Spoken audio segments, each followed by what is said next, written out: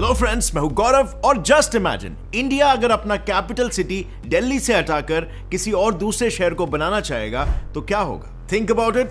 Parliament, building, supreme court, Rashtrapati Bhavan, ministers और diplomats के घर, यहां तक कि दिल्ली का ओवर 11 करोड़ का पॉपुलेशन, सब कुछ शिफ्ट करना होगा। Well, do you even know एक सिटी को बस रीनेम करने में कितना खर्चा आता है? 500 करोड़ रुपयों का। Yes, you heard that right. और आज के तारीख में लकीली आपको ये इमेजिन करने की कोई जरूरत नहीं है, क्योंकि ऐसा हो रहा है इन इजिप्ट। यस, इजिप्ट का कैपिटल कायरो सिटी से चेंज होकर कुछ और होने वाला है। ये नया कैपिटल सिटी फ्रॉम स्क्रैच बन रहा है कायरो से 48 किलोमीटर दूर। इस ब्रांड न्यू सिटी को फिलहाल बुलाया जा रहा है the new administrative capital, and by 2023 Cairo की पॉपुलेशन वहां शिफ्ट भी होने लगेगी। Egypt is on the cusp of making a big move to strengthen this country's economic potential and to serve as the new administrative and financial capital.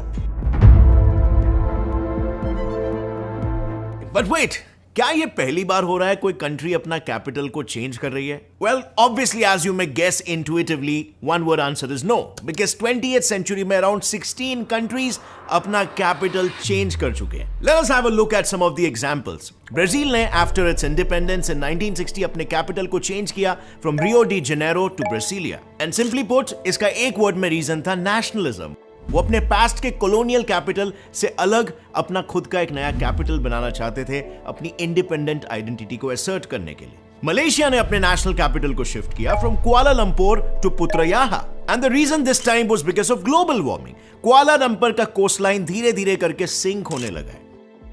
और अगर हम बात करें म्यांमार की, तो 2005 में इस कंट्री ने अपने कैपिटल को चेंज किया from Yangon to Naypyidaw, and here the reason quite comically, वहां के डिक्टेटर ने ये शिफ्ट कराया क्योंकि अकॉर्डिंग टू एस्ट्रोलॉजी ये करना उनके गवर्नमेंट के लिए सही होता। अब हमारे पड़ोसी देश पाकिस्तान का कैपिटल एक टाइम पे कराची हुआ करता था, फिर 1967 में वो चेंज होके इस्लामाबाद हो गया। और इसका एक रीजन ये था कि इस्लामाबाद आर्मी हेडक्वार्टर्स के काफी क्लोज था, and it made sense to shift क्योंकि आर्मी जनरल ही पाकिस्तान में हेड ऑफ द नेशन है, unofficially of course. So capital shifting is not unusual, ये कोई नई बात नहीं है, लेकिन इजिप्ट का ये करना आज के टाइम पे उसके पीछे क्या रीजन है ये भी हमें थोड़ा जानना पड़ेगा। And interestingly the reason is very different. Well, Egypt के कायरो शहर में हो रहा है population explosion. Yes, that's true. So इसे समझने के लिए चलिए कायरो के पॉपुलेशन फीचर्स पर एक नजर डालते हैं। तो ये है इजिप्ट का बिगेस्ट सिटी और करंट कैपिटल कायरो। यहां का करंट पॉपुलेशन है 22 मिलियन यानी 2.2 करोड़, और 2017 में दुनिया का फास्टेस्ट ग्रोइंग सिटी था इन टर्म्स ऑफ पॉपुलेशन। और अगर आप गौर से देखोगे तो इजिप्ट की close to 100% population Cairo and basically river Nile और नाइल डेल्टा के एडजेसेंट रीजन्स में ही कॉन्सेंट्रेटेड है। And no wonder why Cairo की डेंसिटी बढ़ के 52,237 पर स्क्वायर किलोमीटर हो गई है। And just to give you an estimate, मैं मुंबई से बिलोंग करता हूं और यहां की पॉपुलेशन डेंसिटी जो हमें बहुत ज्यादा लगती है, फिर भी 25,357 पीपल पर स्क्वायर किलोमीटर ही है, यानी कायरो की मुंबई से भी डबल। और इजिप्ट की second most populated city Giza is not even 15% of it. So the overall picture is Cairo में ना लोगों के रहने की जगह है, न ट्रैफिक के मूव होने की।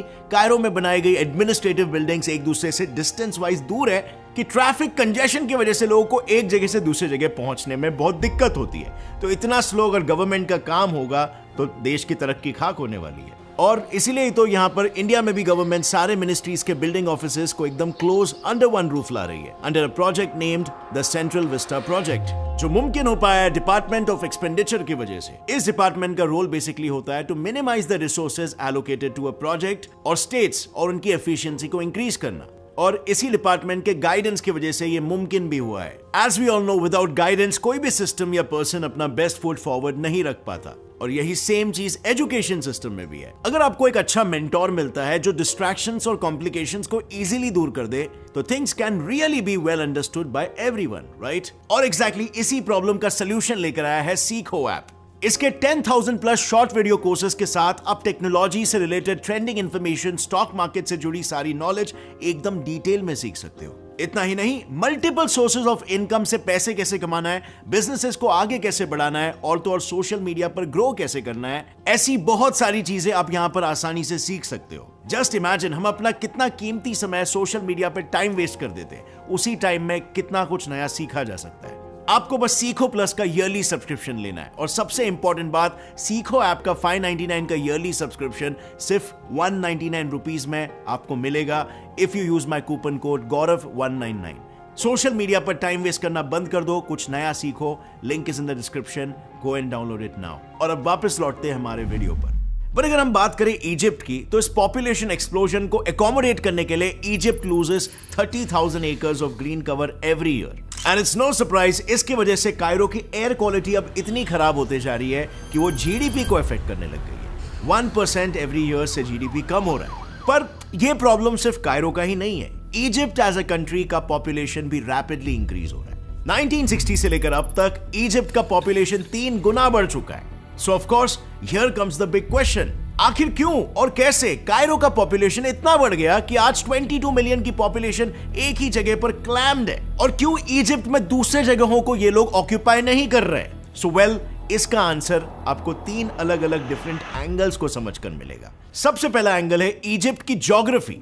सो अगर हम इजिप्ट का लैंडस्केप देखें तो इसका 95% तो सहारा डेजर्ट है, जो कि बिल्कुल हैबिटेबल नहीं है, और बाकी का बचा बेचारा 5% रीजन सराउंडिंग है रिवर नाइल। वही दुनिया की longest river Nile, the glorious Egyptian civilisation का सेंटर पॉइंट, और हमारा कायरो शहर भी इसी नदी के तट पर है। सो ऑब्वियस सी बात है, all the Egyptians move to the more fertile, more developed city of Cairo. अब आते हैं दूसरे एंगल पर, which is history.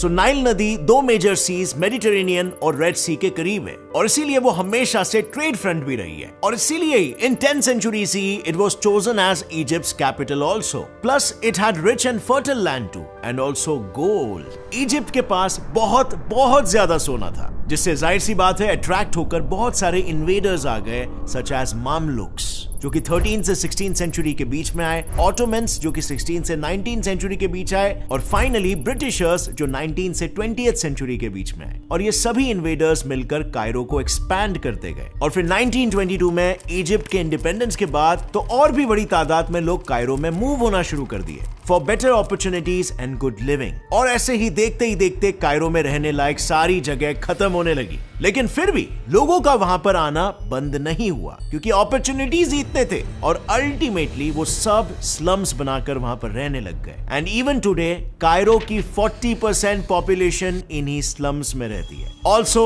As you would know, किसी भी सिटी के कंडीशंस वहां के प्रिवेलिंग पॉलिटिकल क्लाइमेट का भी रिजल्ट होता है। And this brings us to the third angle, politics.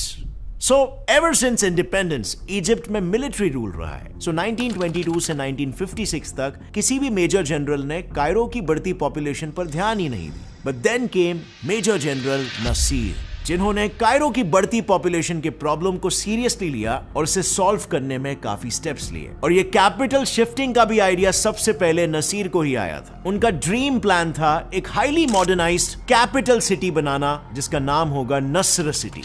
और इसके लिए इन अ शॉर्ट पीरियड वहां government buildings, residences, market places, recreational places सब रेडी होकर खड़े भी हो गए। लेकिन the transition of capital never really happened. Why you may ask? Well, सब कुछ रेडी तो था, लेकिन लोग ही यहां आने के लिए रेडी नहीं थे। क्यों?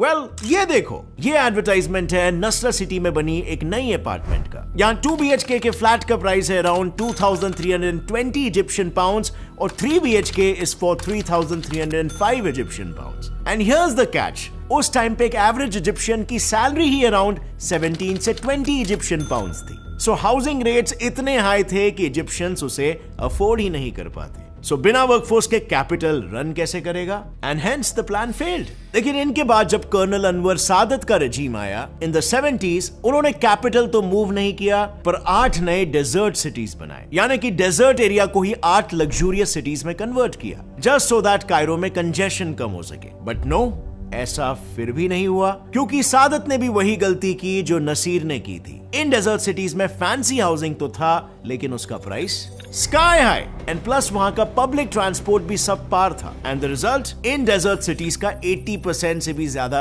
अनऑक्यूपाइड रहा। फिर क्या था, कायरो और पूरे इजिप्ट के लिविंग कंडीशंस बिगड़ते गए। Unemployment, low wages, food shortages, बढ़ते food prices, inflation, energy crisis, terrorist attacks, ऊपर से मिलिट्री रूल था तो फ्रीडम ऑफ स्पीच और फ्रीडम ऑफ प्रेस भी छीन लिया गया।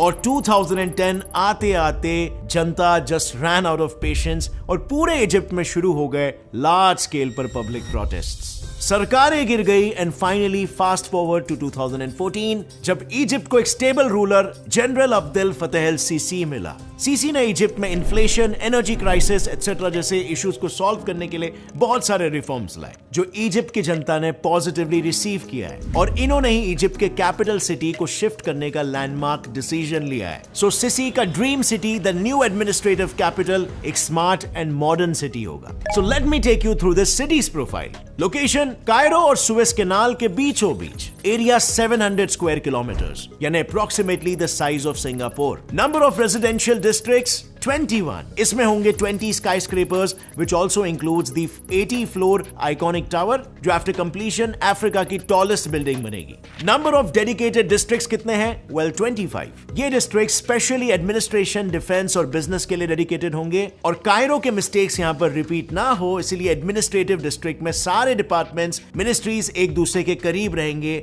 just like government buildings in Washington। और सबसे striking part होगा इजिप्ट का military headquarters, Egyptian Ministry of Defense. It will be the largest defense complex in the world. Recreation की बात करें तो यहाँ पे ग्रीन रिवर पार्क होगा जो न्यूयॉर्क के सेंट्रल पार्क से 2 गुना बड़ा होगा। एक थीम पार्क होगा जो डिज्नीलैंड से 4 गुना बड़ा होगा। एक 10 किलोमीटर स्क्वायर जितना बड़ा स्पेशल एंटरटेनमेंट डिस्ट्रिक्ट भी होगा जिसमें रिसोर्ट्स, होटल्स, प्लैनेटेरियम्स, म्यूजियम्स और स्पोर्ट्स स्टेडियम्स होंगे। और अगर ट्रांसपोर्टेशन की बात करें तो यहां पे होगा 643 kilometre roadways with smart traffic system, electric trains और साथ ही साथ एक ब्रांड न्यू एयरपोर्ट भी। So now all of this sounds too good to be true, right? कहीं इजिप्ट अपनी पहले की वही गलती तो नहीं दोहरा देगा जहां पर उसने सिटी तो एकदम बढ़िया और लैविश बनवा दिया but general population can not afford it. Well, इस प्रॉब्लम को सॉल्व करने के लिए क्या स्टेप्स और स्ट्रेटेजीज लिए जाएंगे इस पर अभी तक खुलकर बात नहीं की गई है, बट आई डेफिनेटली होप इसके बारे में उन्होंने जरूर सोचा होगा। अब यहां पर एक इंटरेस्टिंग बात आती है कि बड़े बड़े बिल्डिंग्स तो कहीं पर भी बन सकते हैं, लेकिन एक कैपिटल सिटी की हिस्ट्री, हेरिटेज, पॉलिटिक्स और कल्चर, ये सारी एब्स्ट्रैक्ट चीजें जो कैपिटल सिटी को वैल्यू देती है, क्या उसे भी किसी नए सिटी में ट्रांसफर किया जा सकता है? Well, obviously the answer is no. And honestly, that is one of the biggest losses जो एक कंट्री को फेस करना पड़ता है ऐसे डिसीजंस लेते वक्त। बट ऑब्वियसली अगर डिसीजन नहीं लिया जाए तो कुछ केसेस में सिचुएशन बहुत ही ज्यादा वर्स हो सकता है और इसीलिए countries have no choice. So friends, over here Egypt के केस में क्या आपको लगता है ये एक सही डिसीजन है कि वो इस तरीके से कैपिटल चेंज कर रहे हैं, और डू यू थिंक कुछ और वर्क अराउंड निकाला जा सकता था? कोई नई सिटीज बनाई जा सकती थी, उसे सेकेंड या थर्ड स्ट्रॉन्ग सिटी बनाया जा सकता था इकोनॉमिकली, और कायरो को ही कैपिटल रखा जा सकता था, ऐसा कोई अरेंजमेंट किया जा सकता था? आपको क्या लग रहा है, क्या ये डिसीजन गवर्नमेंट के साइड से सही था? अपने जवाब को नीचे कमेंट्स में लिखना, और अगर आपको इस वीडियो से कुछ भी नया सीखने मिला तो एक लाइक जरूर ठोकना। Gets it by fact channel को भी सब्सक्राइब कर लो और बेल नोटिफिकेशन दबाओ ताकि आगे आने वाली ऐसे इंटरेस्टिंग वीडियोस आप कभी भी ना मिस कर सको। As always friends, stay curious, keep learning and keep growing. Jai Hind.